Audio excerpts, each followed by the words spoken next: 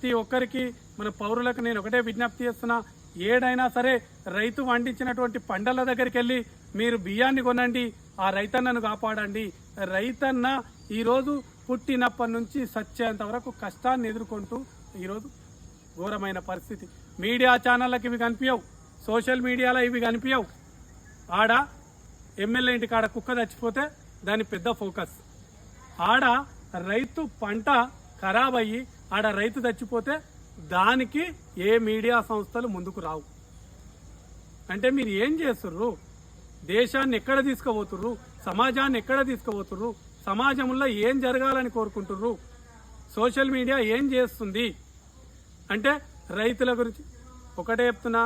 Social media కావచ్చు, Instagram followers, ఇన్స్టాగ్రామ్లో ఉన్నటువంటి సోషల్ మీడియా కావచ్చు, యూట్యూబ్ సోషల్ మీడియా కావచ్చు, నేను ఒకటే విజ్ఞప్తి చేస్తున్నా, మనం రైతు కష్టాన్ని గుర్తించి ప్రత్యక్షంగా రైతుల దగ్గరికి వెళ్ళి వారికి సపోర్ట్ చేసి వారు పండించేటటువంటి పంటలను ప్రత్యక్షంగా ఒక రోజు లేట్ అయినా సరే అక్కడికి వెళ్ళి ఆయనకు ముందే ఈరోజు రైతు దగ్గరికి వెళ్ళి అన్నా నాకు 2 క్వింటాల బియ్యం కావాలని మనం ఎప్పుడైతే మనం ముందు అడ్వాన్స్ అతనికి పైసలు ఇచ్చేటటువంటి పరిస్థితి ఏర్పడుతుందో అప్పుడే ఈ రైతు బాగుపడతాడు. కానీ ఇది దేశంలో జరగదు.